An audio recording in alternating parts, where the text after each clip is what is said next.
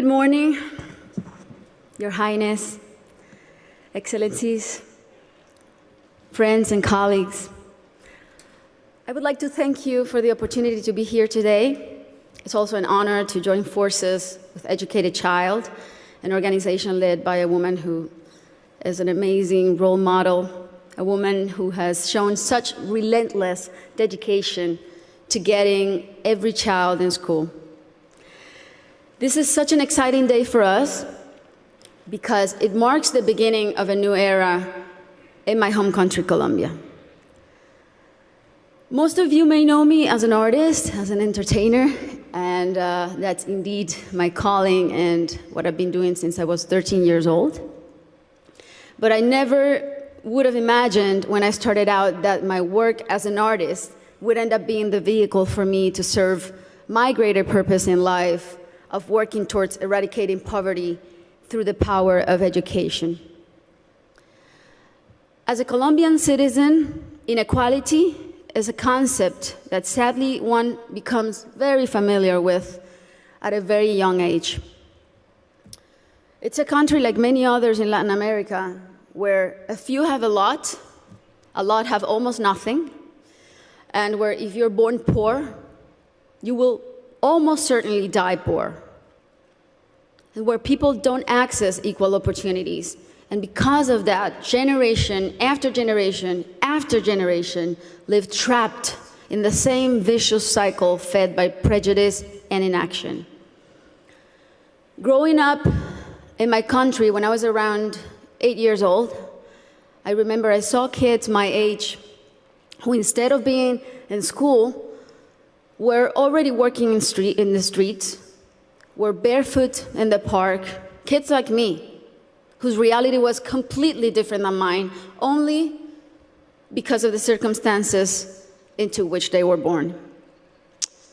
It was really hard for me to accept that something so unjust didn't have a solution. There had to be something that could be done. So I often asked myself why the adults around me were so resigned to the fact that these kids, who were just like me, or even their own children, were living in a parallel reality so different and so cruel. As Kofi Annan put it, poverty is intolerable in a world of plenty. So as soon as I had some success, the first thing I wanted to do was to invest as many resources as I could into what later would become the most meaningful project of my life, working for children. So I set out to find a team of people who dreamed big and worked hard and thought like me to help me right the wrongs that I had witnessed throughout my entire childhood. And that's when our foundation, the Barefoot Foundation, Pies Descalzos Foundation, was born. I knew, and I was only 18 years old then, but I knew that I wanted to focus on children and improving their lives, but I didn't know where to start. So I really felt that I needed to learn what the roots of inequality and low social mobility were. So I decided to study the reasons why children were working in the streets, or why some children were being recruited by the violent organizations like the paramilitary or the guerrillas. Why were so many children suffering from chronic malnutrition? And I realized that most of the issues that children face in my country had and have a common denominator: the lack of access to quality education. To me, it became crystal clear that education was the surest way to give all of these kids the best fighting chance of improving their circumstances in life, because education is the great equalizer. When I started building schools in Colombia, we chose the most remote areas where there was literally nothing, no infrastructure, no paved roads, no electricity, no potable water, and we decided to build in those places, but not only build schools, but state-of-the-art schools. Schools with comprehensive models that included ECD programs, school feeding programs, parent and teacher training. And another very important part is we decided to engage the government as a strategic partner, and made it nearly impossible for them to say no to doing their part by showing them results through our holistic model that really proved to work.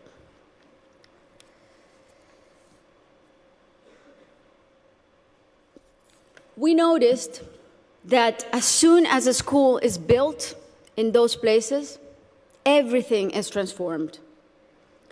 The improvements to the infrastructure were jaw-dropping. Electricity, potable water were made available, made accessible.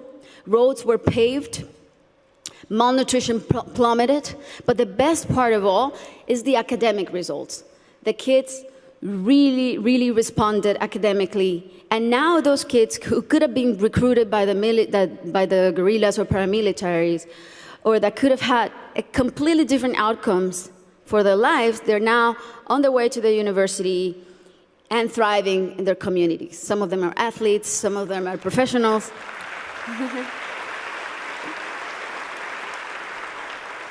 That's why it really is a thrill to work for education. That's why I'm so passionate about it, because I've really seen results that are as palpable as this podium. And seeing all these success stories that have a name and a last name has been one of the most rewarding things I've done in my lifetime, even more so than winning Grammys, I think. Now,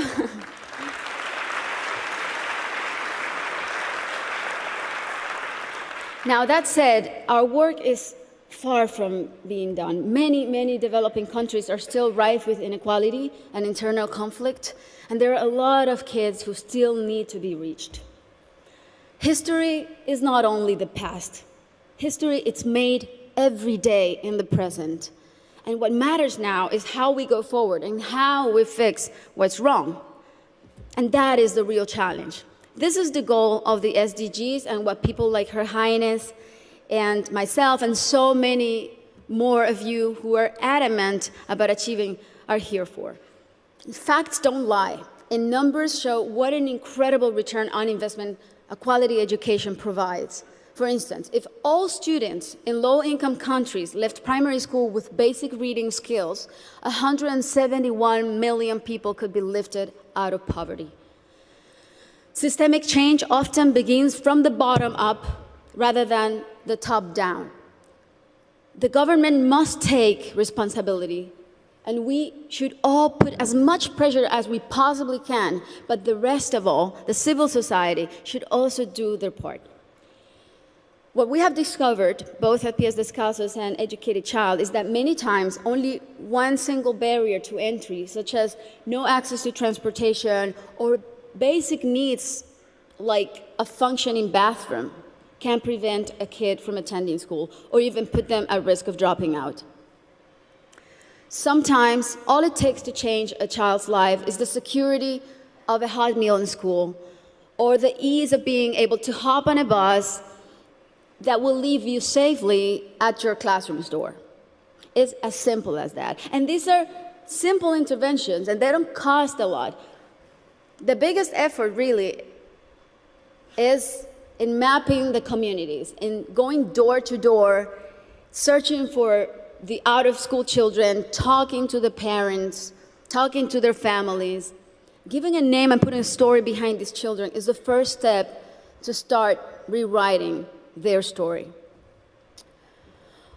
Over the next 3 years, we pledge to get 54,000 kids who are out of school or at risk of dropout into the educational system.